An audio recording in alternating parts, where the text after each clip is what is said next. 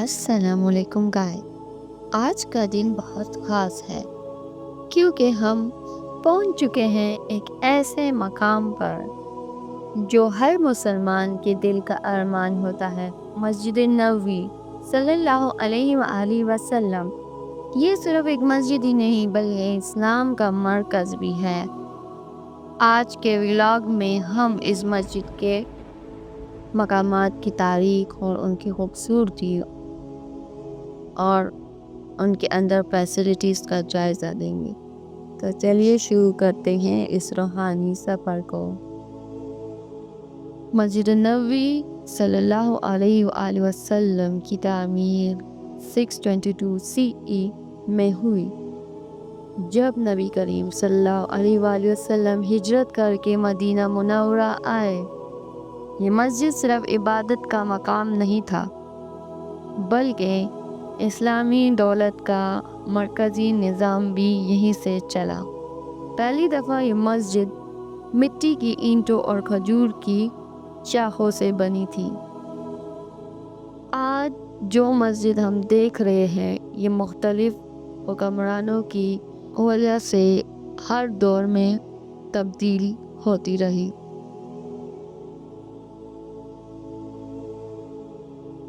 چلیے اس کی تاریخ کے بارے میں کچھ بات کر لیتے ہیں. حضرت محمد صلی اللہ علیہ وآلہ وسلم جب مکہ سے ہجرت کر کے مدینہ منورہ پہنچے تو سب سے پہلے کام ایک مسجد کی تعمیر کا تھا.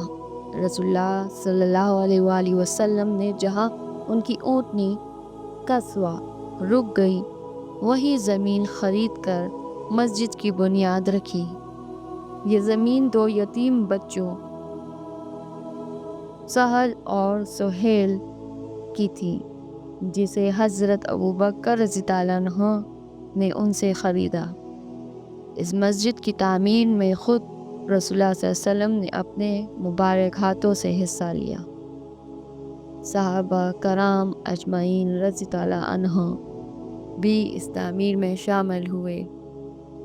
یہ مسجد 35 میٹر لمبی اور 30 میٹر چوڑی تھی. دیواریں کھجور کی لکڑی اور کچی اینٹوں سے بنائی گئی تھی. کھجور کی شاخیں اور پتوں سے تیار کی گئی چھتیں تھیں. شروع میں کوئی مینار نہیں تھا اور اس کے 3 دروازے تھے: باب جبریل، باب النساء اور باب الرحمت. باب الجبریل حضرت جبریل علیہ السلام کی آمد کا راستہ تھا. باب النساء عورتوں کے لیے خاص تھا اور باب الرحمت رحمت کا دروازہ. اس وقت مسجد نبوی صرف ایک مسجد نہیں تھی بلکہ ایک مرکزی علاقہ بھی تھا جہاں نماز اور قرآن کی تعلیم ہوتی تھی. مشورے کا نظام یہاں چلتا تھا. مسافر اور مہمان آ کر اکثر رکتے تھے. غریبوں کے رہنے کے لیے صفا کا انتظام تھا.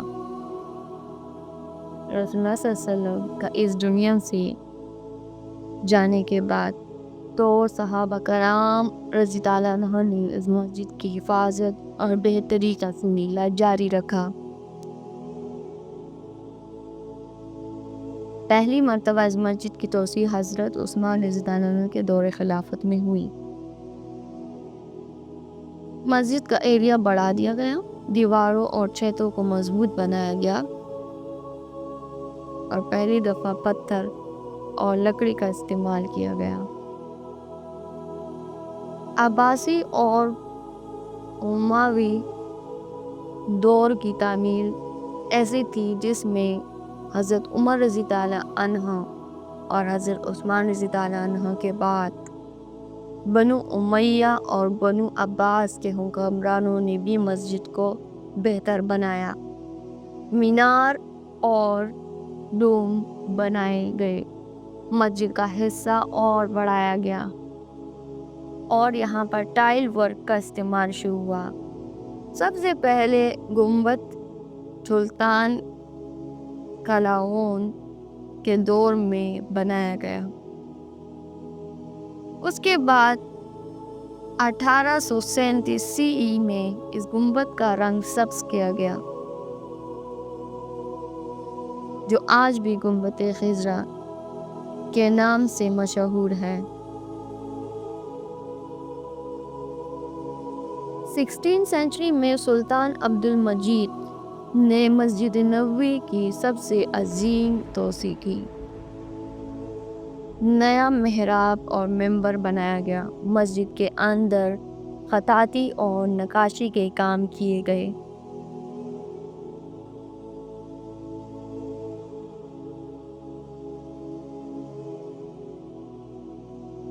(1925) میں جب سعودی عرب کے پہلے حکمران کنگ عبد العزیز نے مدینہ کا کنٹرول لیا، تب سے مسجد النبوی کی سب سے عظیم اور مکمل تجدید کا سلسلہ شروع ہوا۔ کنگ فہد نے مسجد کا ایریا 1,60,000 اسکوائر میٹر تک بڑھایا۔ پہلی مرتبہ ماربل فلورنگ اور AC سسٹم لگائے گئے۔ آٹومیٹک امبریلا کا نظام لگایا گیا۔ نئے مینار بنائے گئے۔ کنگ عبداللہ نے 2007 سے 2015 تک مسجد کا ایریا 1 ملین لوگوں کو اکوموڈیٹ کرنے کے لیے بڑھایا گیا۔ زائرین حج اور عمرے کے لیے بہترین فیسلٹیز بنائی گئی۔ کنگ سلمان نے مسجد کی سب سے عظیم تجدید کروائی۔ نئے ہال، وضو خانے، لائبریری اور قرآن اکیڈمیز بنائی گئی، جو اب اور بھی بن رہی ہیں اور ماڈرن ٹیکنالوجی کا استعمال ہو رہا ہے۔ اب بھی کنگ سلمان اس پر کام کروا رہے ہیں اور بھی پروجیکٹس، جس سے اس مسجد کو اور بھی زیادہ ماڈرنائزیشن کی طرف لے جایا جا سکے، جس سے زائرین حج اور عمرہ کے لیے اور بھی فیسلٹیز وہ پرووائڈ کر سکیں۔ مسجد نبوی صرف ایک مسجد نہیں بلکہ اسلام کا ایک عظیم مرکز ہے۔ اس کی فضیلت احادیث نبوی سے بھی ثابت ہوتی ہیں۔ آپ صلی اللہ علیہ وسلم نے فرمایا، میرے گھر اور منبر کے درمیان ایک حصہ جنت کے باغ میں سے ایک باغ ہے۔ ایک اور جگہ نبی کریم صلی اللہ علیہ وسلم نے فرمایا، مسجد نبوی میں پڑھی گئی ایک نماز کسی اور مسجد کی نماز سے 1000 گنا زیادہ افضل ہے۔ ان احادیث سے ہم مسجد نبوی کے مقام کا اندازہ لگا سکتے ہیں۔ آج یہ مسجد ہر مسلمان کی دل کی دھڑکن ہے۔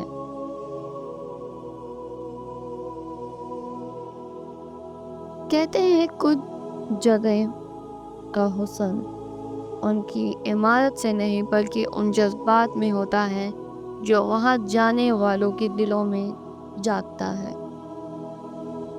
مسجد نبوی صرف ایک مسجد نہیں بلکہ ایک ایسی محفل ہے جہاں محبت بھی سجتی ہے اور دعاؤں کی مہک بھی بکھر جاتی ہے۔ یہ وہ مقام ہے جہاں ہر آنکھ نم ہوتی ہے، ہر دل بے قرار ہوتا ہے اور ہر روح سکون ڈھونڈتی ہے۔ جو ایک مرتبہ یہاں آ گیا اس کی دنیا بدل گئی، اور جو نہیں آ سکا اس کا دل ہر دن یہیں رہ گیا۔ مدینہ کا سفر صرف ایک منزل تک پہنچنے کا نام نہیں بلکہ ایک ایسے راستے کا نام ہے جو دل کے اندر بس جاتا ہے۔ یہ وہ جگہ ہے جہاں انسان دنیا کے شور سے نکل کر صرف ایک ہی آواز سنتا ہے، اور وہ ہے اذان کی آواز۔ مسجد نبوی میں گونجتی اذان آپ کے دل کو سکون دیتی ہے۔ یہ وہ جگہ ہے جہاں ہمارے پیارے نبی صلی اللہ علیہ وسلم نے قدم رکھے تھے۔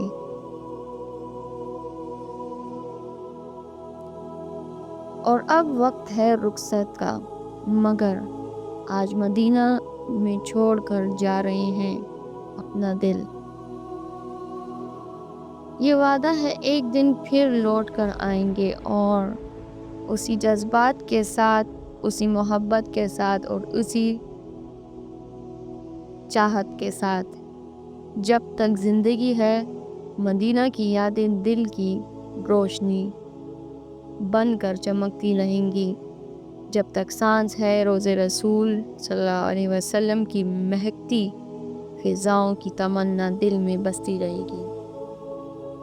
پھر ملیں گے ایک نئے سفر پر، ایک نئے جذبات کے ساتھ، ایک نئی جگہ پر۔ اگر آپ ہمارے چینل پر نئے ہیں تو مائلا ولاگز 1 کو سبسکرائب کریں، بیل آئیکن کو پریس کرنا نہ بھولیں۔ اپنی دعاؤں میں یاد رکھیے اور زندگی کو انجوائے کریں۔